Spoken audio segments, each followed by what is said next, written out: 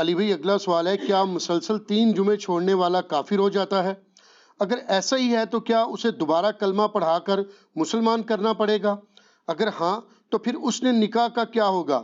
Please اس حوالہ سے کوئی ریکارڈنگ کروائیں، کیونکہ پریکٹیکلی مسلمانوں کی اکثریت اس جرم عظیم میں مبتلا ہے۔ انا للہ و انا الیہ راجعون۔ انا للہ و انا الیہ راجعون۔ دیکھیں یہ جرم اسی لیے ہو رہا ہے کہ امت کو کہانی کرا دی گئی ہے کہ جس نے ایک دفعہ بھی کلمہ پڑھ لیا ہے اب جنت اس کی گارنٹیڈ ہے، جو مرضی کرتا رہے۔ اور یہ بھی چیزیں آؤٹ آف کانٹیکسٹ پیش کی گئی ہیں، یہ اس طریقے سے نہیں تھا۔ صحیح بخاری کی حدیث ہے، نبی صلی اللہ علیہ وآلہ وسلم نے فرمایا میری پوری امت جنت میں جائے گی سوائے اس کے کہ جس نے جنت میں جانے سے انکار کر دیا۔ تو پوچھا گیا کہ من ابا یا رسول اللہ، کس نے انکار کیا؟ تو آپ نے فرمایا کہ جس نے میرا حکم مانا وہ جنت میں جائے گا، اور جس نے میری نافرمانی کی اس نے جنت میں جانے سے انکار کر دیا۔ باقی وہ بات الگ ٹھیک ہے، بخاری اور مسلم میں حدیث ہے کہ نبی صلی اللہ علیہ وآلہ وسلم بار بار دوزخ کی طرف جائیں گے، اللہ تعالیٰ ان کے لیے تعداد مقرر کرے گا، اللہ کے اذن سے آخر میں اس شخص کو بھی جنت سے دوزخ سے نکال کے جنت میں لے آئیں گے کہ جس کے دل میں رائی کے دانے کے برابر بھی ایمان ہوگا۔ لیکن یہ کون سوچ سکتا ہے کہ کتنا عرصہ اس کو وہ جہنم میں وہ پیریڈ گزارنا پڑے گا۔ اللہم اجرنا من النار۔ یہاں تو کہہ دیتے ہیں جناب ایک پھیرا لگے گا، آپ کو پھیرے کی لینتھ کا ہی نہیں پتا۔ ہم لوگ تو 5 سے 10 سیکنڈ کے لیے موم بتی کے فلیم کے اوپر نہیں ہاتھ رکھ سکتے۔ دنیا کی آگ، اور بخاری اور مسلم دونوں میں حدیث ہے کہ آخرت کی آگ جو ہے وہ دنیا کی آگ سے 70 گنا تیز ہے۔ تو یہ بات کر دینا بڑا آسان ہے۔ اچھا آپ اس کو دنیا میں اگر کسی کو پریکٹیکلی امیجن کروائیں نا تو وہ کانپ اٹھے گا۔ اگر کسی کو آ جائے نا کہ تمہیں ایک جمعے کی نماز چھوڑنے پر، یا ایک فجر ظہر اثر مغرب کی چھوڑنے پر، فجر چھوڑنے پر فجر سے لے کر ظہر تک ایک 10 بائی 10 کے کمرے میں رکھا جائے گا جس میں 100 کوبرا سانپ ہوں گے، 100 بچھو ہوں گے اور 100 اژدہے ہوں گے، بس صرف فجر سے ظہر تک تم نے وقت گزارنا ہے ایک نماز چھوڑنے پہ، تو وہ کانپ اٹھے گا اس تصور سے ہی، کیونکہ اس کو امیجن کر سکتا ہے۔ آخرت چونکہ دیکھی نہیں ہے تو وہ کہتا ہے بس ٹھیک ہے دیکھی جائے گی انشاءاللہ تعالیٰ، جو کچھ بھی ہے تیرے محبوب کی امت سے۔ تو جمعے کا معاملہ تو بہت سینسٹیو ہے۔ جمعے کی آپ اہمیت کا اندازہ اس بات سے لگا دیں کہ جمعے کی نماز کے اوپر ایک پوری سورت ہے، اس کا نام ہی سورۃ الجمعہ ہے، سورت نمبر 62 پارہ نمبر 28 میں، اور اس میں باقاعدہ اللہ تعالیٰ نے جمعے کی فرضیت کا ذکر کیا ہے۔ اعوذ باللہ من الشیطان الرجیم، بسم اللہ الرحمن الرحیم۔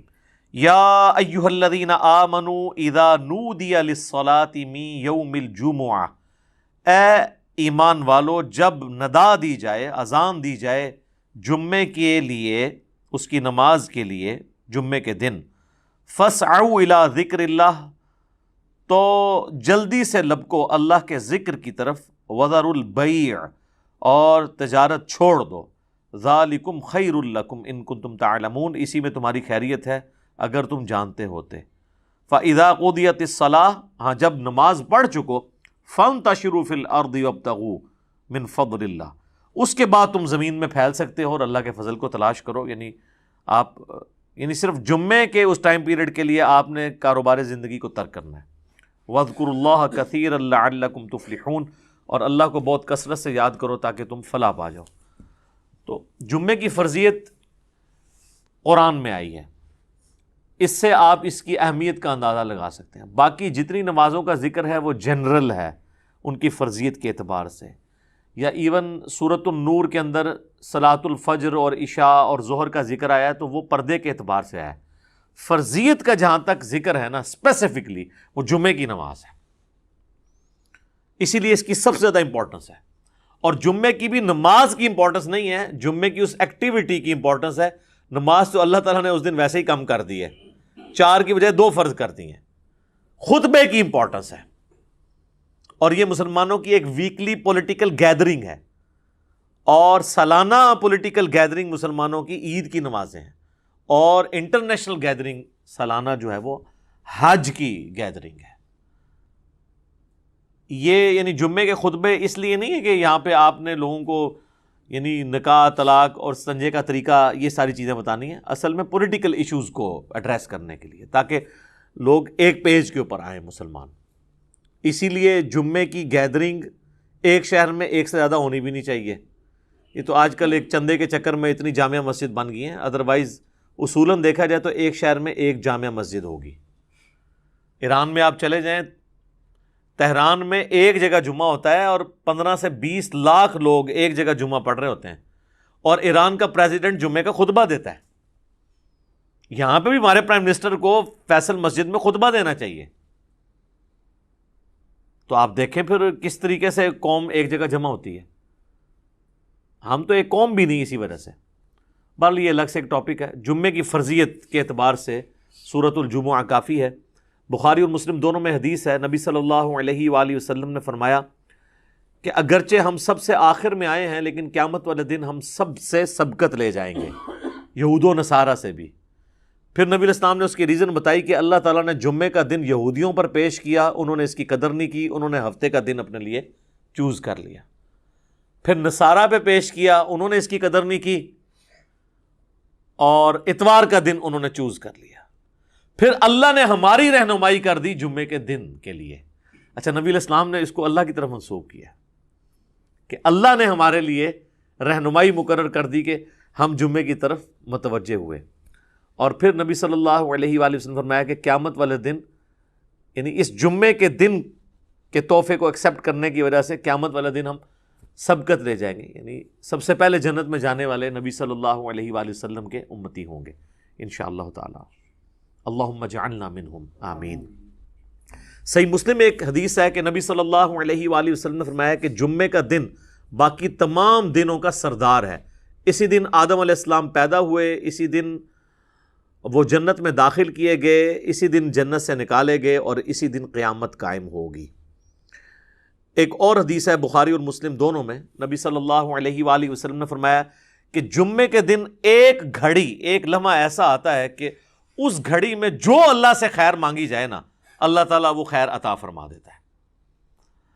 اچھا، اس میں اب مختلف اقوال ہیں۔ بہرحال صحیح مسلم میں ایک حدیث ہے کہ نبی علیہ السلام نے فرمایا کہ یہ جو قبولیت کی گھڑی ہے نا، یہ خطیب کے ممبر پر بیٹھنے سے لے کر نماز جمعہ کے ختم ہونے تک ہے۔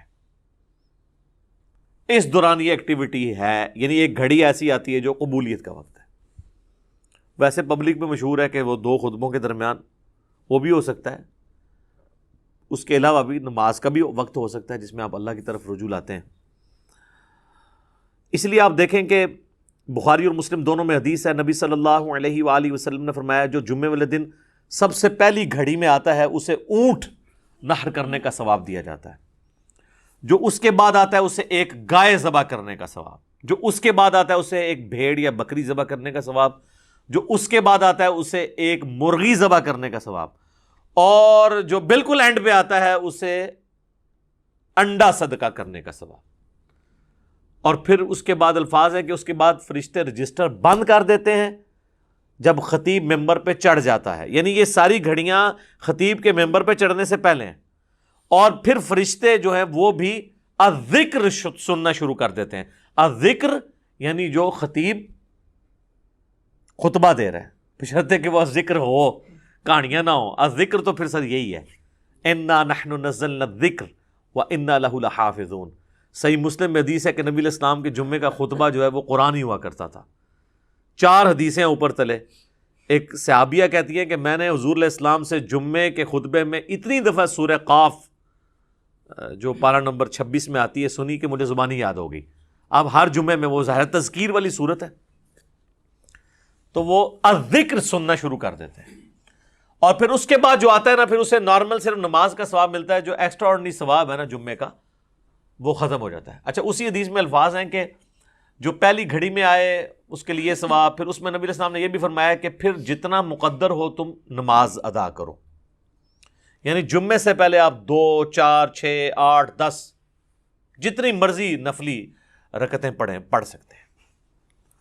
اچھا، اس میں ایک حدیث ضعیف بھی پیش کی جاتی ہے ابو داؤد کی کہ جمعے والے دن مکروہ وقت کوئی نہیں ہوتا، وہ روایتی کمزور ہے، اس کا تو آپ نے بہرحال خیال رکھنا ہوگا۔ وہ جو 5-7 منٹ ہوتے ہیں جب سورج اپنے ٹریک میں بالکل سینٹر میں ہوتا ہے. جسے آپ زوال کہتے ہیں وہ زوال نہیں ہوتا, وہ ضحبہ کبریٰ ہوتا ہے. زوال آفتاب تو کہتے ہیں آپ ظہر کا وقت شروع ہونے کو ہے, یعنی سورج گرنا شروع ہو جائے مغرب کی طرف, سینٹر سے ذرا سا ہٹے گا تو مکروہ وقت ختم ہو جائے گا. ایگزیکٹ سینٹر میں آپ سمجھ لیں وہ جو 5-7 منٹ ہیں وہ مکروہ وقت ہے. اس سے پہلے بھی آپ نفلی نماز پڑھ سکتے ہیں, اس کے بعد بھی ایگزیکٹ اس وقت نہیں پڑھ سکتے. تو جتنی مقدر ہو پڑھو. البتہ بخاری اور مسلم میں حدیث ہے کہ جب خطیب جو ہے وہ خطبہ دے رہا ہو نا تو پھر آپ نے 2 رکعتیں پڑھنی ہے, اور اس وقت تک نہیں بیٹھنا جب تک وہ 2 رکعتیں نہ پڑھ لیں. یہ جمعے کے دن کا پروٹوکول ہے, عام نمازوں کے لیے نہیں ہے. اور 2 سے زیادہ پھر نہیں پڑھنی جب خطبہ شروع ہو جائے, کیونکہ اصل مقصد تو خطبہ سننا ہے. اور اگر خطبہ شروع نہیں ہوا تو صحابہ کا جو معمول ہے وہ کم از کم 4 رکھتے تھی جمعے سے پہلے, کم از کم 2 تو پڑھنی ہی پڑھنی ہے آپ نے. اور بعد میں صحیح مسلم میں آتا ہے کہ جس نے جمعے کے بعد نماز پڑھنی ہے وہ 4 رکعتیں پڑھے. 2 کر کے بھی پڑھ سکتے ہیں اور اکٹھی 4 بھی پڑھ سکتے ہیں, دونوں طریقے سے ثابت ہے. تو یہ جمعے کی رکعتیں میں نے بتا دی, یعنی ٹوٹل کتنی ہوئی 8. 2 سنتیں پہلے, 2 فرض اور 4 سنتیں بعد میں.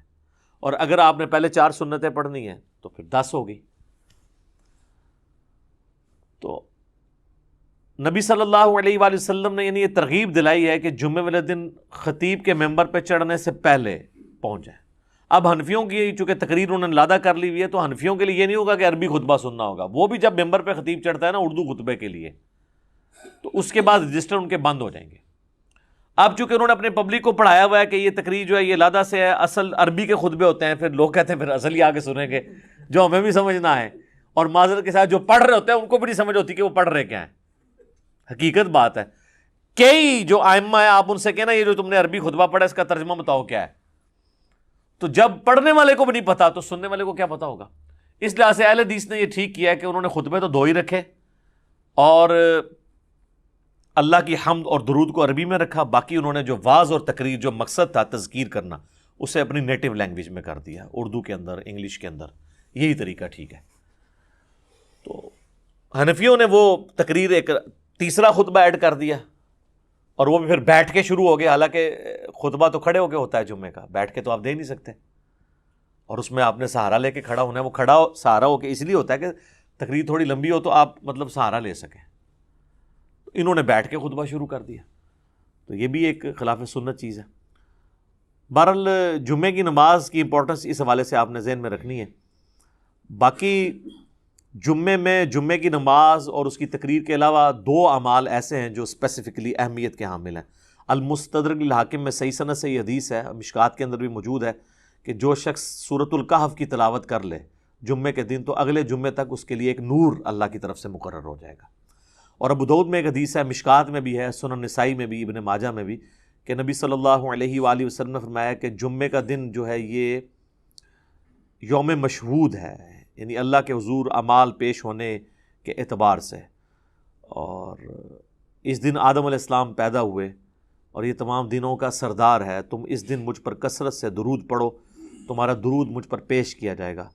تو صحابہ نے عرض کیا اللہ کے محبوب علیہ السلام جب آپ فوت ہو جائیں گے اور آپ کی ہڈیاں مٹی میں مل جائیں گی, یہ الفاظ ہیں حدیث کے, کیونکہ اس وقت 295 سی اس طرح اپلائی نہیں ہوتی تھی سوال پوچھنے کے اوپر, تو تب بھی آپ پہ درود پیش ہوگا. تو آپ نے فرمایا ہاں, ان اللہ حرم علی الارض ان تأکل اجساد الانبیاء, بے شک اللہ تعالیٰ نے حرام کر دیا ہے مٹی کے لیے کہ وہ نبیوں کے جسموں کو کھائے. تو درود مجھ پر اس وقت بھی پیش ہوگا. تو جمعے کا دن اسپیسیفکلی درود شریف کا دن بھی ہے. اللہم صلی علی محمد وعلی آل محمد. اب آ جائیں وہ جمعے کے تاریخ کے اعتبار سے. صحیح مسلم میں ایک حدیث ہے, نبی علیہ السلام نے فرمایا کہ لوگوں جمعہ چھوڑنے سے بعد آ جاؤ, ورنہ ایسا نہ ہو کہ اللہ تعالیٰ تمہارے دلوں پر مہر لگا دے. اور یہ مہر وہ ہے صم بکم عمی فہم لا یرجعون, ختم اللہ علی قلوبہم وعلی سمعہم وعلی ابصارہم والعیاذ باللہ تعالی. اور جامع ترمذی میں حدیث ہے جس نے مسلسل 3 جمعے چھوڑ دیے اللہ تعالیٰ اس کے دل پر مہر لگا دے گا. اچھا, اسی وجہ سے یہ پبلک مشہور ہے کہ 3 کٹھے نہیں چھوٹنے چاہیے. اندازہ کریں آپ, ان کو پتہ ہی نہیں ہے کہ یار مطلب صرف جمعہ ہی ہے مسلمان کے لیے, 3 نہیں چھوٹنے چاہیے. وہ کہتے ہیں نہیں, مسلم شریف میں حدیث ہے نا کہ ایک جمعے سے لے کر دوسرا جمعہ درمیان کے گناہوں کا کفارہ ہے. یعنی جو کام چک کے رکھو جمعہ پڑھ لو، کام ختم. تو یہ پوری حدیث اس طرح نہیں ہے میرے بھائی، پوری حدیث اس طرح ہے اگر کبیرہ گناہوں سے بچا جائے تو ایک جمعے سے دوسرا جمعہ، اس تو بھی آسان کام، ایک رمضان سے دوسرا رمضان. شکر ہے تسی یہ نہیں لے آیا جمعہ دے ہفتے بعد پھر اللہ کی بارگاہ. ایک رمضان سے دوسرا رمضان اور ایک نماز سے دوسری نماز درمیان کے گناہوں کا کفارہ ہے اگر کبیرہ سے بچا جائے. تو سب سے کبیرہ گناہ شرک کے بعد اگر کوئی ہو سکتا ہے تو وہ فرض نماز چھوڑنا ہے. تو اگر کبیرہ گناہ نہیں کیے، یعنی ایک جمعے سے لے کر اگلے جمعے تک کوئی نماز نہیں چھوڑی، پھر چھوٹے گناہ معاف ہوں گے. نماز چھوڑنے سے بڑا کون سا گناہ ہے؟ صحیح مسلم میں حدیث ہے بندے کے ایمان، شرک اور کفر کے درمیان فرق نماز ہے. جامعہ ترمذی میں حدیث ہے شقیق تابعی کہتے ہیں کہ صحابہ کرام صرف تارک الصلاح کی تکفیر کرتے تھے، جو نماز چھوڑنے والا نا اسے کافر سمجھتے تھے، اس کے علاوہ کسی گناہ کے اوپر وہ کفر کا فتویٰ نہیں لگاتے تھے. ابو داؤد ترمذی میں حدیث ہے جس نے جان بوجھ کے نماز چھوڑی گویا اس نے کفر کیا. یہ تو بڑا سینسٹیو معاملہ ہے، کفر اور شرک کے درمیان فرق جب نماز ہے. اور اس سے بھی بڑھ کر سورۃ الروم کی وہ جو آیت ہے منیبین الیہ، رجوع لاؤ اللہ کی طرف، وَأَقِیمُوا الصَّلَاةَ وَلَا تَکُونُوا مِنَ الْمُشْرِکِینَ، اور نماز کو قائم رکھنا، دیکھنا مشرکوں میں سے نہ ہو جانا. نماز چھوڑنے والے کو اللہ تعالیٰ فرمایا گویا کہ وہ مشرک ہے. پاکستان کے شناختی کارڈ میں مسلمان ہے، اللہ کے ہاں وہ عملاً مشرک ہے، عملاً کافر ہے. ہاں ٹھیک ہے، ہم عقیدے میں فتویٰ نہیں لگاتے، باقی اس کا اور اللہ کا معاملہ ہے. پھر سنن ابن ماجہ میں حدیث ہے ابو درداء اصحاب صوفہ میں سے ہیں، وہ کہتے ہیں کہ نبی علیہ السلام نے، بڑے پیارے الفاظ ہیں، میرے خلیل نے مجھے 3 وصیتیں کی تھی. نمبر 1، اللہ کے ساتھ شرک نہ کرنا، خواہ تمہارے ٹکڑے ٹکڑے کر دیے جائیں یا تمہیں آگ میں جلا دیا جائے. نمبر 2، کبھی نماز، فرض نماز نہ چھوڑنا ورنہ اللہ کے ہاں تمہارا ذمہ اٹھ جائے گا، یعنی اللہ کو پھر کوئی پرواہ نہیں. اور نمبر 3، شراب نہ پینا، تمام گناہوں کی چابی شراب ہے. یہ 3 وصیتیں ابو درداء کہتے ہیں کہ نبی علیہ السلام نے مجھے کی تھی. پھر مسند امام احمد میں وہ حدیث ہے کہ نبی صلی اللہ علیہ وآلہ وسلم فرمایا کہ جو شخص نماز پڑھنے والا ہے قیامت والے دن اس کی نماز اس کے لیے دلیل ہوگی، نور ہوگی اور نجات کا ذریعہ ہوگی. اور جو نماز چھوڑنے والا ہے اس کے لیے نہ کوئی نور ہوگا، نہ نجات کا کوئی سبب ہوگا، نہ اللہ کے حضور کوئی حجت ہوگی پیش کرنے کے لیے. اور اس کا حشر فرعون، قارون اور حامان کے ساتھ ہوگا، والعیاذ باللہ تعالی. اور ایک اور حدیث ہے سنن ابی داؤد میں کہ قیامت والے دن سب سے پہلے نماز کے بارے میں سوال کیا جائے گا. اور پھر فرمایا کہ جس کی نماز درست نکل آئی اس کے باقی معاملات آسان ہو جائیں گے، اور جس کی نماز ہی غلط نکلی اس کے بعد کے معاملات اس سے زیادہ مشکل ہو جائیں گے. پھر اسی حدیث میں الفاظ ہیں کہ اگر کسی کے فرائض میں کوئی کوتاہی رہ گئی تو اللہ تعالیٰ فرشتوں سے کہے گا کہ میرے بندوں، اس بندے کی کوئی نفلی عبادت دیکھو، جو ہم سنت پڑھتے ہیں، یعنی 12 سنت موقعہ نفلی عبادت ہے، تو فرائض کی کمی اس سے پوری کر لی جائے. لیکن فرض کے اوپر کوئی کمپرومائز نہیں ہے. لہٰذا یہ جمعے کے معاملے کو اتنا ہلکا جاننا اور کہنا جی بس ٹھیک ہے دیکھی جائے گی، کوئی فرق نہیں پڑتا. اور حقیقت بات تو یہ ہے کہ علماء عرب تو آپ کو پتہ ہے کہ نماز چھوڑنے والے کی تکفیر کرتے ہیں، اور ان کے فتوے کے تحت تو پھر ظاہر ہے کہ نکاح بھی ٹوٹ جائے گا. جو انہوں نے پوچھا نکاح تو ٹوٹ جائے گا ظاہر ہے. اور ایسی عورت کو تو ایسے مرد سے بالکل طلاق لے لینی چاہیے، اس کو دھمکی لگائے کہ یا تو نماز شروع کر، جمعے کی نہیں عام نماز بھی. ادروائز دیکھیں نا جی، اب یہ تو نہیں کہ آپ نے صرف کلمہ پڑھ لیا تو آپ مسلمان تصور ہو جائیں گے. یعنی اسلام 3 چیزوں کا نام ہے نا، اقرار باللسان، زبان سے اقرار کرنا، وتصدیق بالقلب، اور دل سے تصدیق کرنا، وعمل بالجوارح، اور اپنے اعمال کے ساتھ، جوارح کے ساتھ اس کو ایگزیکیوٹ بھی کرنا. جب میں آپ کو حدیث بتا رہا ہوں جامعہ ترمذی کی کہ صحابہ کرام علیہم رضوان تارک الصلاح کی تکفیر کرتے تھے. آپ نے عمر سیریز میں نہیں دیکھا کہ جب وہ جاتے ہیں جو مرتدین قبائل کی طرف، جن کی طرف ان کو خبر ملتی ہے کہ یہ مرتد ہوئے ہیں، تو وہ کہتے ہیں اذان دو. جواب میں اگر وہاں سے اذان کی آواز آتی ہے تو وہ پھر حملہ نہیں کرتے تھے، اور نہیں آتی تھی تو پھر وہ، یعنی وہ ان کے لیے جو ٹیسٹر انہوں نے رکھا ہوا تھا نا، چیک پوائنٹ، وہ نماز تھی۔ اب مجھے بتائیں صحابہ اگر اس وقت دنیا میں آ جائیں، اور ہم جو اس وقت کلیم کر رہے ہیں کہ دنیا کا سب سے بڑا اسلامی ملک پاکستان ہے نا، کہتے ہیں انڈونیشیا کو بھی پیچھے چھوڑ دیا نا اب آبادی کے اعتبار سے، تو وہ پاکستان کے شناختی کارڈ میں جو لکھا ہے اس اعتبار سے تو واقعی سب سے بڑا ہے، لیکن اگر اس کو اللہ کے کرائٹیریا میں دیکھا جائے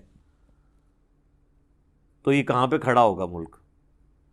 میرا خیال ہے پاکستان میں 1% سے بھی کم لوگ ہیں جو 5 وقت کی نماز پڑھتے ہیں، اور جمعہ پڑھنے والے بھی ہارڈلی 5% ہوں گے، 5 سے 10%، اور یہ یہاں پہ ایشو ہے، ورنہ سعودیہ میں آپ چلے جائیں تو آپ کو یہ ریشو 80% پلس نظر آئے گی۔ انڈونیشیا، ملیشیا میں 80% زیادہ لوگ عام نماز بھی پڑھتے ہیں، جمعہ چھوڑنے کا تو کوئی تصور ہی نہیں ہے وہاں پہ، کیونکہ وہاں پہ فقہ شافعی، اور فقہ شافعی کے تحت جو نماز نہیں چھوڑتا وہ کافر ہے۔ اور مجھے نہیں سمجھ آتی اس کو فقہ میں کیوں الجھا دیا انہوں نے کہ جی امام حنیفہ نے بھی کوئی ہلکی اس کی سزا نہیں بتائی ہوئی ہے، وہ کہتے ہیں جو تارک الصلاح ہے اسے قید کیا جائے گا یہاں تک کہ وہ نماز شروع نہ کر دے، پھر اسے چھوڑا جائے گا، تو یہ بھی سزا کوئی چھوٹی نہیں ہے۔ باقی 3 ائمہ تو کہتے ہیں کہ اسے قتل کیا جائے گا، وہ مرتدی اسے تصور کرتے ہیں تارک الصلاح کو۔ تو اب چونکہ سختی نہیں ہوئی ہے تو پھر آپ انجام دیکھ لیں۔ کہتے ہیں جی وہ سب سے زیادہ حنفی ہیں، اسی لیے سب سے زیادہ بے نمازی دنیا میں، کیونکہ آپ تکفیر نہیں کرتے بے نمازی کی، تو جب حنفی زیادہ ہوں گے تو بے نمازی زیادہ ہوں گے۔ حالانکہ اسے حنفی شافعیت کا مسئلہ ہی نہیں، یہ تو مسلم شریف میں حدیث ہے نا، یہ کوئی امام شافعی کا قول تو نہیں ہے۔ صحیح مسلم میں کتاب الایمان میں پہلے چیپٹر کے اندر یہ حدیث موجود ہے کہ بندے کے کفر اور اسلام کے درمیان فرق نماز ہے۔ اس حدیث کو تو مطلب امام شافعی یا احمد بن حنبل یا امام مالک کے کسی دھکے کی یا انہوں موڈا دینے کی ضرورت نہیں ہے نا، یہ حدیث خود ہی، اور اس سے بڑھ کر سورہ روم کی آیت وَأَقِیمُوا الصَّلَاةَ وَلَا تَکُونُوا مِنَ الْمُشْرِکِینَ، نماز قائم رکھنا اور دیکھنا مشرکین میں شامل نہ ہونا۔ تو جناب یہ جمعوں وغیرہ کے چکر سے ذرا باہر نکلیں، جمعے والی بات تو یعنی یہ تو بہت بڑی بات ہے۔ عام نماز بھی اگر کوئی شخص چھوڑتا ہے، تارک الصلاح ہے، تو وہ قانوناً تو اسلام کی روح سے تو وہ اسلام سے خارج ہو جائے گا، الا یہ کہ وہ توبہ کر لے۔